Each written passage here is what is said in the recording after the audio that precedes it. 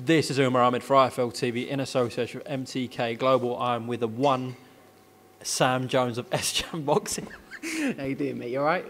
Yeah, good, thank you. Nicking your jokes. Paulie's just texted you, hasn't he? Yeah, just sent me a message just asking about the situation in our country. We're just like going over like what's allowed and what's not, like the rules. Okay. Why does he want to know? I don't know. He's just interested. Sam, of course, a lot's going on with your man Joe-Joyce at the moment, and the rest of your stable. We'll talk about that. But firstly, congratulations. You'll be becoming a dad, sir. Yes, becoming a dad. Looking forward to that. So yeah, I've got, as I say, not many people got a lot of things to look forward to. So I'm very like count my blessings kind of thing. I'm just moving into a new house in the end of April. Got my baby, becoming a father for the first time in back end of May. So yeah, I've got a lot to look forward to this year. So I'm very grateful. Boy or girl? It's going to be a boy, baby boy. Okay. When's it due? May the 30th. I think I just said that, didn't I? Did I not? Okay. I don't know, probably, yeah. Wouldn't want Alexander Usyk with Joe-Joyce to wound up on May 30th, would we? No, it's a possibility. It's a possibility. No, it's no. I hope try not to get it to fall on that date. I think the missus will kill me. What would you rather go to? Oh, mate, you can't ask me that. I can't miss the birth of my child, can I? I'll have to put it on Joe-Joyce Usyk 29th for me. So, what is the current situation? Give me the latest update on Usyk v Joyce. As I say, I think there's news circulating that they're going to award the interim title, but there's been no official confirmation. But we've got SJam are in talks with Queensberry at the moment, and talks are going very, very well. And we're hoping we can give you an announcement by next week. This will, potentially be for the WBO interim title. Yes, that's what we believe is going to happen. But as I say, SJam, Queensberry are talking, and as the talks are really progressing nicely, and we hope to have a deal sorted by next week. When do you think they're going to order that? It could be any time now. It could be today. It could be next week. It's looking very positive. Mm-hmm. You mentioned the talks with Frank Warren and Queensberry. Just mention that, please. Yeah. Talks are going really well.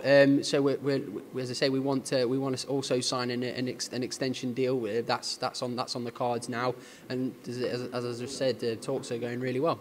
Also, you fully well know I caught up with Joe and Adam last week, and we talked about the contractual situation because there was a Sky Sports article that came out last week.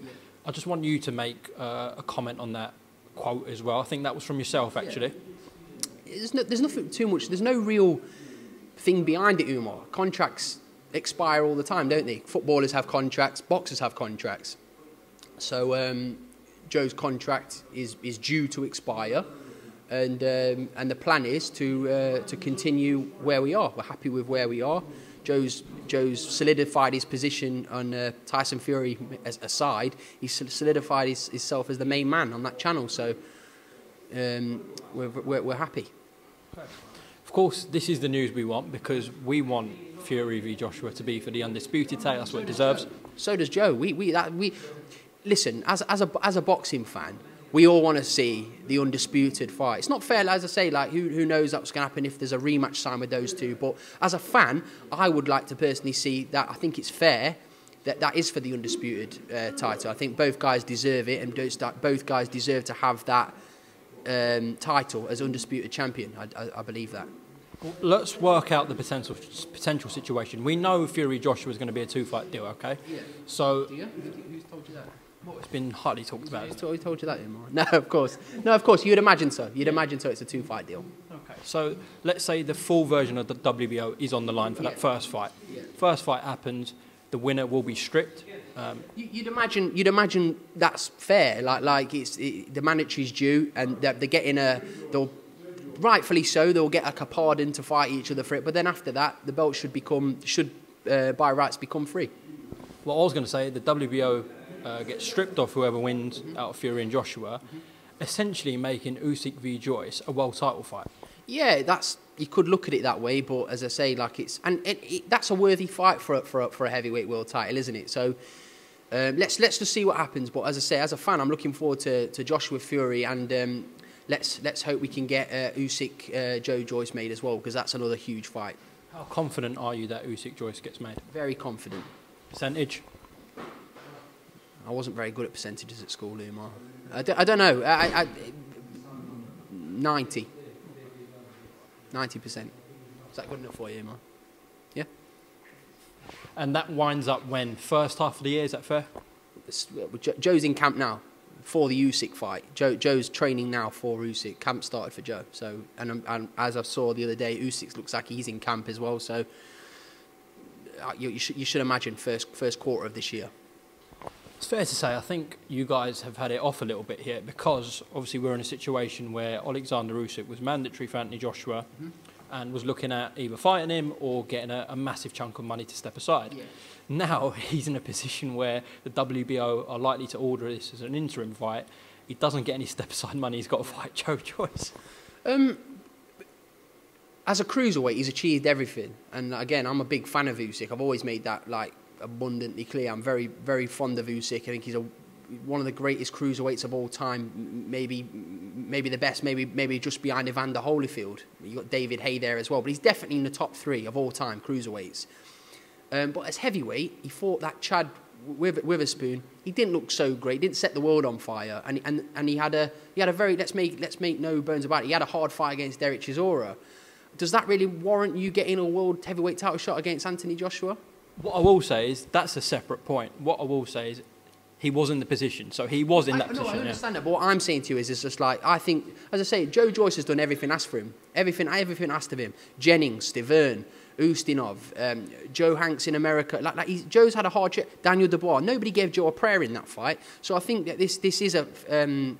maybe Usyk will feel hard done by about it, but I think it's a fair fight. It's a hard fight for Joe as well. Joe will go in that fight as, again, a big underdog against Usyk. But the winner's going to be in a great position, aren't they? Well, I think Team Fury will be happy with the result. Team Joshua, Matchroom, Queensberry, Top Rank, the fans. Potentially, Usyk's team might be like, well, we could have got a load of money. We'll fight him directly for a world title. Now we've got to fight the juggernaut. But yeah, well, that's life, isn't it? That's life. He's going to fight Joe-Joyce, but it's a rematch.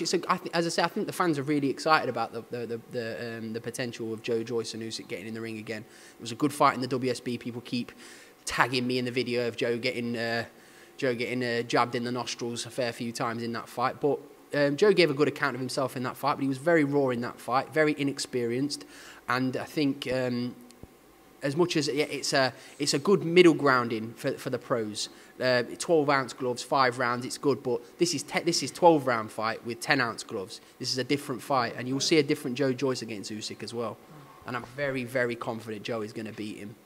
Those people tagging you, probably the same people thought Dubois would beat Joe. The same people that were telling me Dubois was going to render Joe unconscious in 1 round. So. Okay, before we move on from the business side of things, last question on this. How confident are you that Usyk-Joyce takes place on a BT Frank Warren card? Very confident. Very, very confident. That's what we're working towards now. That's what, as I say, SJAM are talking to Queensberry about to make sure that ensure that happens. Okay. And a deal will be reached soon, you think? Yeah, soon. I would say very, very soon. As I say, talks are going very, very well. Okay, I want you to put your fighting thinking hat on now. Go on, okay, so all throughout camp for the Dubois fight, you were totally confident Joe does it. Why does he do it against Alexander Usyk? It's a strange one because Usyk again at cruiserweight is I'd even go as far to say he's a genius, isn't he, at cruiserweight? He's not put a foot wrong. Barely lost a round as a cruiserweight. Bradis might say something about that. Okay, Bradis gave him a good fight, but Usyk's a fantastic boxer, isn't he? He's a great boxer, unified cruiserweight world champion. But this is a totally different ball game. Joe-Joyce is on form. Usyk isn't on form at the moment, in my honest opinion. I saw Derek Chisora cause Usyk a lot of problems in that fight, and me personally, I think Joe's a better fighter than Derek. He's bigger, he's stronger, and he has better legs. And Joe-Joyce is going to give Usyk hell, whether it's for inside the distance or if it goes 12 rounds. Joe is going to give him hell for 12 rounds. Do you believe he stops him? It's a possibility. If people don't think it's a possibility, they're daft. But it doesn't matter. Like Joe-Joyce will attack Usyk from round 1. And even if it goes to the scorecards, I think you're totally confident that Joe will just outwork Usyk. Yeah, Joe, I believe so. I think Joe's got the better engine. He's definitely the bigger puncher of the two. He's definitely the stronger of the two. Usyk, okay, better legs, faster, but he's probably a bit sharper as well. But this is a very, very hard fight for both guys. Very, very stylistically hard for both guys. But I'm very, very confident Joe Joyce will beat Usyk. Professional game, very different to amateurs and even the WSB. Yeah, very different. Very different. As I say, if this was a 4-round fight, I would say Usyk. I'll be honest, Usyk will beat him. But we're not talking about a 4 or 5 round fight. We're talking about a 12-round fight with 10-ounce gloves on. As I say, Joe Joyce is going to bring him hell. Do you think he'll approach it differently to the Daniel Dubois fight? Yeah, it's a different style. Of course he will. Of course he will. It's a completely different fight, isn't it? It's Daniel Dubois has the ability to knock you out of one punch. As I say, Usyk's not a small punch. You've seen, like, as I say, what happened with Tony Bellew, but I think that was down to exhaustion, if I'm honest, when I watched that fight. And let's be honest, even the fight against Bellew, Tony Bellew was up on somebody's scorecards before Usyk won that fight. So we're not talking about an invincible guy here. Usyk is beatable, and Joe Joyce will beat him. Sam, I said that you were totally confident with the Dubois fight, but I do remember there was a few nerves, and I think that's because Dubois still has so much of an equaliser. Are you more confident that Joe beats Usyk than you were when Joe fought Daniel? It's a hard question to say because, yeah, of course, I get nervous when any of the guys fight. I'm always nervous, but I told you from minute one, as soon as I said UMAR, that fight, I told everybody. I predicted another fight we won't go into when I was bang on about that fight, about the fight. It wasn't long after Joe Joyce against Daniel Dubois. I told you what was going to happen in that fight.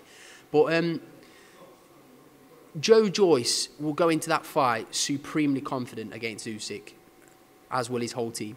Are you more confident, though, of beating Usyk than you were Dan? It's not about more confident. Is it a better style? I just think that, no, it's not. For stylistically, Dubois' style is better for Joe because he's right in front of you. Usyk is not going to stand there and trade with Joe Joyce. He's going to be on his bike from the get-go. So it's going to be a harder fight, but I don't believe Usyk... Listen, any man can knock anybody out, but I don't believe Usyk has the power to... I don't think he possesses the power to stop Joe Joyce. I don't think so. And what about when Joe lands on Alexander Usyk? If Joe lands on Usyk, whether it's the body or the head, he's going to know about it.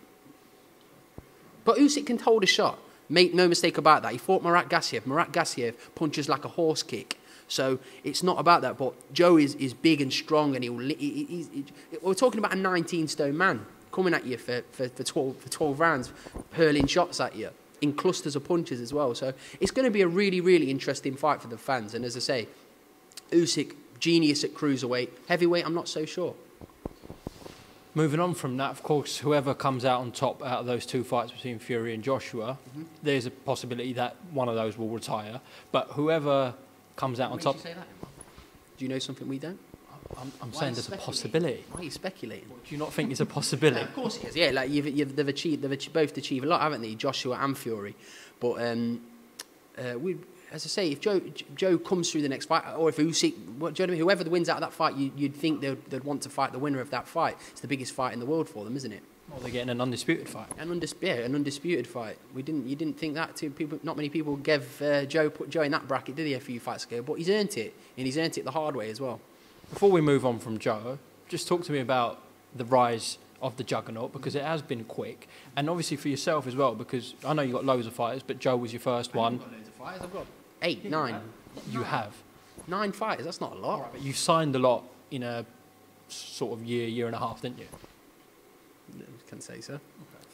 But what I was going to say was Joe was your first client. Yeah, Joe's obviously my first signing, his rise means that you're rising. How has this all been for yourself personally, and obviously Joe? I'm very fortunate there. As I say, I'm very, very fortunate. Joe was our first signing. Joe took a gamble on myself and Adam, and hopefully now that gamble's paid off for him. Do you know what I mean? Joe's at the top of his game, fighting at top level.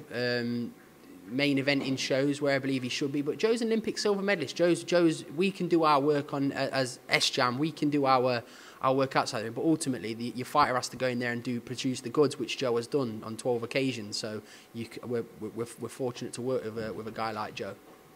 I know you. What's this plonker doing over there, Umar? I know you spoke about Daniel after the fight. Of course, we're hearing that he's back on the mend and his eyes looking much better than it was after the fight with Joe. After that, it's been a bit of a while. I know he's got to see one more specialist, but I think he's looking to get back in training soon. How much of a force do you think Daniel can still be in the division? I told Daniel after the fight that I said that, listen, all the build-up aside and stuff, I came out and said Daniel Dubois will go on to have, I believe, a very good career after this. He's still, I would say, prospect-wise, like Johnny Fisher aside, Solomon Dakers aside, he's still one of the top heavyweight prospects in the world. He's still an enormous puncher. He's still got a good jab. Do you know what I mean? He's only 20, how old is he, 23? He's 23, he's a baby, he can come again. He's got a good setup around him.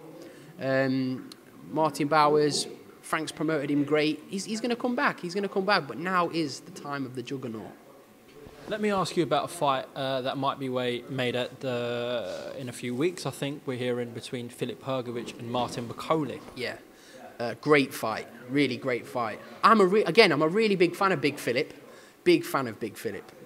Could that be a fight one day, Joe and Filip? I want that fight for Joe and Hrgović because I like Hrgović as a person.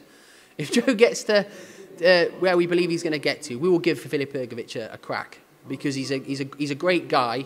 I love his style. I love how he is because you know Hrgović, you just look at him and you'll know he will fight absolutely anybody. He's not ducking anyone, is he, Filip Hrgović? You won't want to burgle his house, would you? Big Filip. But yeah, I'm a big fan of him. Very big fan of him. And Martin Boccoli, I like Martin as well. He's a lovely man as well in his own right. But that's a great fight. I hope it gets made. Yeah, Billy Nelson seems very confident of his man's chances against Filip. What do you think about that? Billy Nelson, I don't know. He is a slightly delusional, a little bit. Is old Billy, but that fight. Clifton's laughing, but no, I was in the bubble, right, and we watched. My mind's gone blank. Who did he fight? Who did Boccoli fight in the last fight? Sergey Kuzmin. On the day before Kuzmin fought Boccoli, I saw him go back 3 times to the dessert counter. He wasn't even serious. He was eating cake. Boccoli or Billy? No, Kuzmin. Or Billy. Probably Billy as well. But Kuzmin, he was just going back. He wasn't serious in that fight. And he just went in there and slugged it out with Boccoli. I didn't think either of them looked good in that fight, if I'm honest. I didn't rate the performance of either guy. Big Filip is a completely different ball game, in my opinion. I think Hrgović wins that fight. Billy's got a force there with Martin though. You've seen him spar in camp with Joe. He can really fight.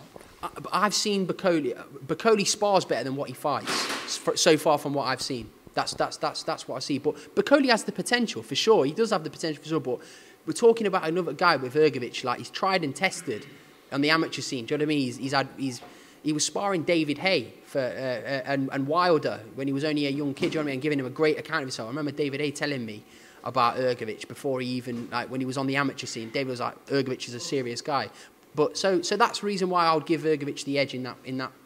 I wouldn't be shocked if the fight went either way. But if you're asking me to put money on it, I would say Hrgović would win that fight.